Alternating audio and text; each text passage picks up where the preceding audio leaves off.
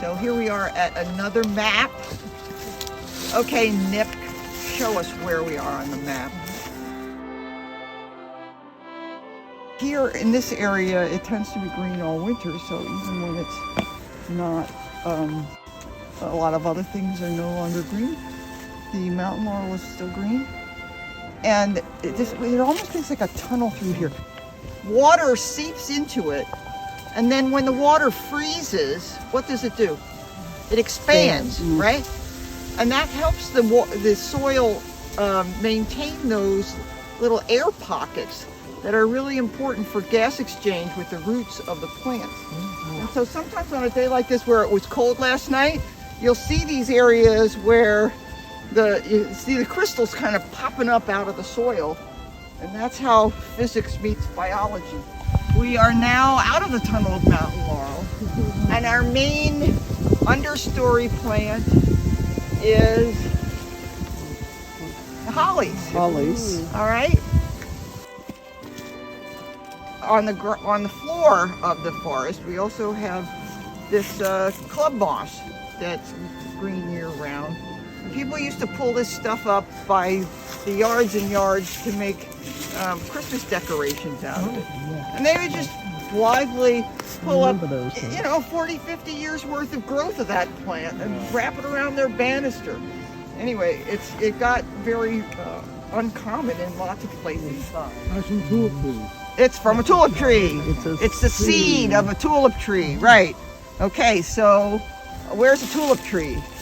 Oh, right there you go. Okay, tallest one. It's got, notice how the furrows have green lichen in them. So the furrows of the tulip tree actually look light as opposed to dark. Most trees, their furrows are darker than their ridges look. And you have like this ravine dropping off, right? The soil here is just really loose and sandy because it's a coastal plain. This is all sand that was washed up by the river and the creeks, and it keeps washing back down into the rivers and creeks. So you're seeing more bigger trees, right? I mean, look how big that beech is, and that one over there, and even this guy. I mean, these aren't huge trees, but they're bigger than what's over that way. Why do you suppose that is? Less competition somehow? Wind swept? Well, maybe, but you know what? A lot of this area was farmed. Okay? You think anybody's going to farm this ravine? No. Okay, so they're going to leave the trees that are right along the stream valley because it's not worthwhile to try to farm that spot. So they're going to clear the area that's relatively flat and farm there. And there are a lot of places where we see, the preservation of more bigger trees along the ravines where it wasn't practical to do other things with the land. Anyway, we have at least two different kinds of hickories, and pig nut and the mocker nut. There's probably some shagbark hickory around here too. There's pecans that are in the same family. The walnuts are in the same family. And all of these things were sources of food for the native people, and also they used the bark for medicinal purposes. All right, that is the crane fly orchid. It's one of our native orchids.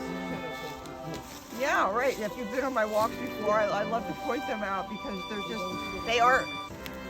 they're unusual in that their leaves come out in October and then stay green on one side and purple on the other side all winter, and they actually do most of their photosynthesizing through winter. And then in the summer when their flower grows, the leaf goes.